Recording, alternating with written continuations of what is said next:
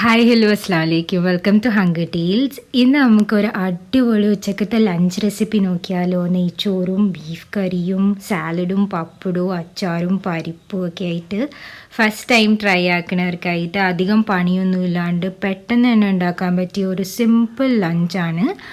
അപ്പോൾ നമുക്ക് റെസിപ്പിയിലേക്ക് പോവാം. Keep watching.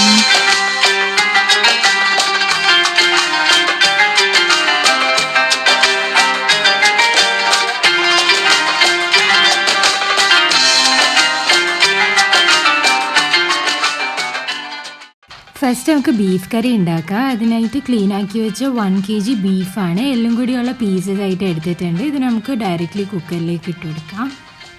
ഇതിലേക്ക് ഒരു 3 സ്ലൈസ് ആക്കി വെച്ച് സവാള ചേർത്ത് കൊടുക്കാം. ഇനി ബാക്കിയുള്ള പൊടികളൊക്കെ ആഡ് ചെയ്ത് കൊടുക്കാം. 1 ടീസ്പൂൺ മഞ്ഞൾപ്പൊടി, 2 ടേബിൾ സ്പൂൺ ചില്ലി പൗഡർ, എരിവുള്ള മുളക് പൊടിയാണ്, 1 table spoon Kashmiri chilli powder, പിന്നെ 1 ടേബിൾ സ്പൂൺ മല്ലിപ്പൊടി, 1.5 ടേബിൾ സ്പൂൺ പെരിഞ്ജീരകപ്പൊടി, പിന്നെ 1 teaspoon garam masala, 1 table spoon ginger garlic paste, ആവശ്യത്തിന് ഉപ്പും, ഒരു 1 to 2 ടേബിൾ സ്പൂൺ വെളിച്ചെണ്ണ, അല്ലെങ്കിൽ ഏതെങ്കിലും ഓയിലായാലും മതി. വെളിച്ചെണ്ണ ആയിരിക്കും കൂടുതൽ ടേസ്റ്റ്. നന്നായിട്ടൊന്ന് മിക്സ് ആക്കിയിട്ട് നമുക്ക് സ്റ്റവ് ഓണാക്കിയിട്ട് ഇനി നമുക്ക് വെള്ളം വേണമെങ്കിൽ ആവശ്യത്തിന് ഒഴിച്ചു കൊടുക്കാം. ഞാൻ ഒരു 1/2 കപ്പ് ഒഴിച്ചിട്ടുണ്ട്. ബീഫിന് എന്തായാലും വെള്ളം ഇറങ്ങും. അധികം വെള്ളം ഒഴിച്ചാൽ ടേസ്റ്റ് ഉണ്ടാവില്ല ബീഫിന്. ഒന്ന് തിളച്ച് വരുമ്പോഴത്തേക്ക് നമുക്ക് കുക്കർ മൂടിയിട്ട് ഒരു 5 to 6 വിസിൽ വരുന്ന വരെ ഒന്ന് കുക്ക് ചെയ്തെടുക്കാം.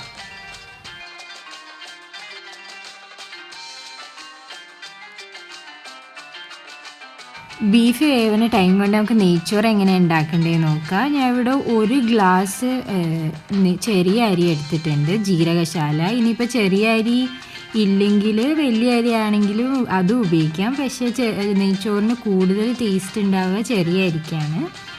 അപ്പോൾ 1 ഗ്ലാസ് അരിയാണ്. ഇത് ഞാൻ കഴുകി ഒന്ന് കുതിർത്തി വയ്ക്കാം. വെള്ളം ക്ലിയർ ആവണത് വരെ ഒന്ന് കഴുകിയെടുക്കുക. എന്നിട്ട് ഇതിന് ഒരു അരമണിക്കൂർ കുതിർത്താൻ വയ്ക്കാം.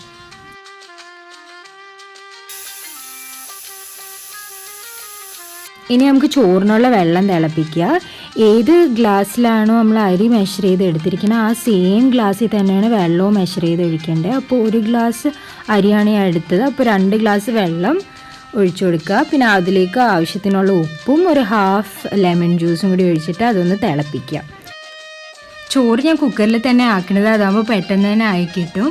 അപ്പോൾ ഒരു കുക്കറിലേക്ക് 2 ടീസ്പൂൺ ഗീയും 2 ടീസ്പൂൺ ഓയിലും കൂടി ആഡ് ചെയ്തിട്ട് അതൊന്ന് ചൂടായി വരുമ്പോഴത്തേക്കും നമുക്ക് സ്പൈസസ് ആഡ് ചെയ്ത് കൊടുക്കുക.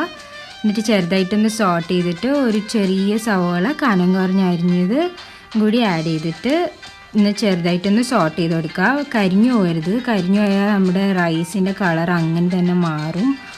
അപ്പോൾ ഒരു ചെറിയൊരു ട്രാൻസ്പെറൻറ്റ് ഷെയ്ഡ് ആകുമ്പോഴത്തേക്കും നമ്മൾ കഴുകി ഊറ്റി എടുത്ത റൈസ് ആഡ് ചെയ്ത് കൊടുക്കുക. അരി ഇട്ടിട്ട് നമുക്ക് ചെറുതായിട്ടൊന്ന് വഴറ്റിയ ശേഷം നമുക്ക് തിളച്ച വെള്ളം ഇതിലേക്ക് ഒഴിച്ചു കൊടുക്കുക.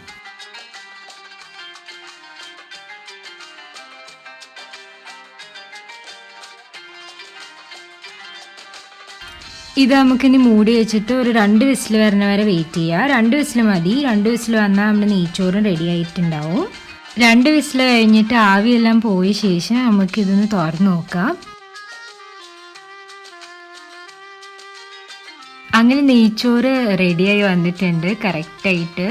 ഇനി നമുക്കിതൊരു പ്ലേറ്റിലേക്ക് മാറ്റാം. ബീഫും ആവിയൊക്കെ പോയ ശേഷം നമുക്കൊന്ന് തുറന്ന് നോക്കാം. നന്നായി വെന്തിട്ടുണ്ട്. ഇത് നമുക്കിനി ഒന്ന് താളിച്ചെടുക്കാം.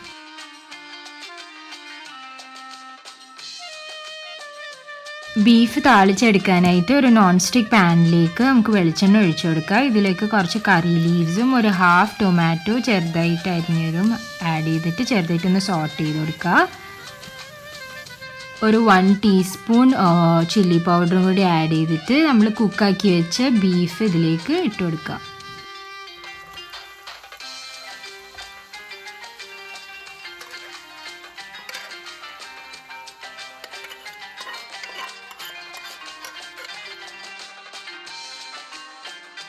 ഇതിനൊന്ന് മിക്സ് ആക്കിയിട്ട് ഇനി തിളപ്പിക്കുക.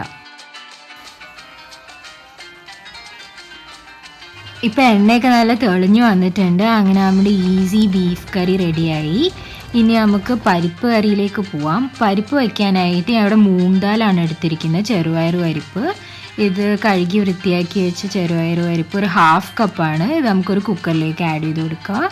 എന്നിട്ടത് മുങ്ങിക്കിടക്കാനായിട്ടുള്ള വെള്ളം കൂടി ആഡ് ചെയ്യുക. ഇതിലേക്ക് ഒരു ചെറിയ സവാള തിന്നായിട്ട് സ്ലൈസ് ആക്കിയത് ഇട്ട് കൊടുക്കുക. പിന്നെ ഒരു 4 to 5 ഗ്രീൻ ചില്ലീസ് ഇട്ട് കൊടുക്കുക. പിന്നെ ഒരു ടൊമാറ്റോ സ്ലൈസ് ആക്കിയതും, പിന്നെ 2 വെളുത്തുള്ളിയും, ഒരു 1/2 ടീസ്പൂൺ മഞ്ഞൾപ്പൊടിയും, ഒരു പിഞ്ച് ഓഫ് മുളക് പൊടിയും ഇട്ട് ഒന്ന് മിക്സ് ആക്കിയിട്ട് ഒരു 2 വിസിൽ വരുന്ന വരെ ഒന്ന് കുക്ക് ചെയ്തെടുക്കാം. ഇത് കുക്കായി വരുന്ന ടൈമിൽ നമുക്ക് പരിപ്പ് കറിക്കുള്ള ഒരു അരപ്പ് തയ്യാറാക്കാം. അതിനായിട്ട് ഒരു 1/2 കപ്പ് തേങ്ങയിലേക്ക് ഒരു 1/2 ടീസ്പൂൺ മഞ്ഞൾപ്പൊടിയും, ഒരു 1 ടീസ്പൂൺ പെരുംജീരകവും, ഒരു 2 ചെറിയുള്ളിയും, ഒരു 1/2 കപ്പ് വെള്ളം ഒഴിച്ച് നന്നായിട്ടൊന്ന് അരച്ചെടുക്കാം. ആവി ഫുള്ളും പോയതിന് ശേഷം നമുക്കിതൊന്ന് തുറന്ന് നോക്കാം. പരിപ്പ് ഇപ്പോൾ നല്ല കുക്കായി വന്നിട്ടുണ്ട്. ഇനി നമുക്ക് ഫ്ലെയിം ഓൺ ആക്കിയിട്ട് ഇതൊന്ന് മിക്സ് ആക്കിയിട്ട് നമ്മൾ അരച്ച് വെച്ചത് ഇതിലേക്ക് ആഡ് ചെയ്ത് കൊടുക്കാം.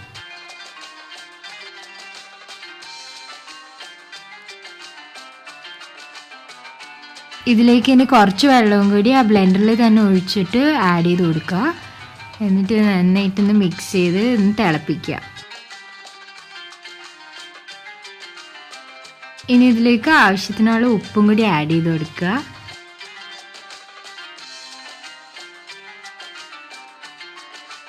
ഇപ്പോൾ നന്നായി തിളച്ച് വന്നിട്ടുണ്ട്. അങ്ങനെ നമ്മുടെ പരിപ്പ് കറി റെഡിയായി. ഇനി ഇതിനെ ഒന്ന് താളിച്ചെടുക്കാം.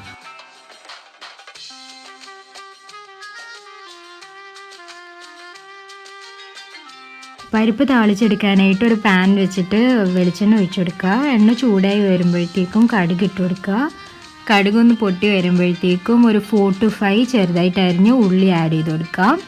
ഉള്ളി ഒരു ഗോൾഡൻ ബ്രൗൺ ഷെയ്ഡ് ആകുമ്പോഴത്തേക്കും നമുക്കിതിലേക്ക് കറി ലീവ്സും ഉണക്കമുളകും ആഡ് ചെയ്തിട്ട് ഒന്ന് ചെറുതായിട്ടൊന്ന് സോട്ട് ചെയ്തെടുക്കാം.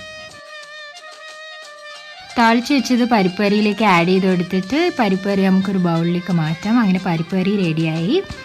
അങ്ങനെ ഈസി ലഞ്ച് റെസിപ്പി എല്ലാവർക്കും ഇഷ്ടമായെന്ന് വിചാരിക്കുന്നു. തീർച്ചയായും എല്ലാവരും ട്രൈ ചെയ്ത് നോക്കുക. ഇത് ബിഗിനേഴ്സിന് വേണ്ടിയിട്ട് സിമ്പിളായിട്ട് എങ്ങനെയാണ് നെയ്ച്ചോറും ബീഫ് കറിയും പരിപ്പും ഉണ്ടാക്കണേന്ന് ഞാൻ കാണിച്ചിരിക്കുന്നത്. അപ്പോൾ എല്ലാവരും ഇത് ട്രൈ ആക്കി നോക്കിയിട്ട് ഫീഡ്ബാക്ക്സ് അറിയിക്കുക. ഈ വീഡിയോ ഇഷ്ടമായെങ്കിൽ ഷെയർ ചെയ്യുക. ബൈ.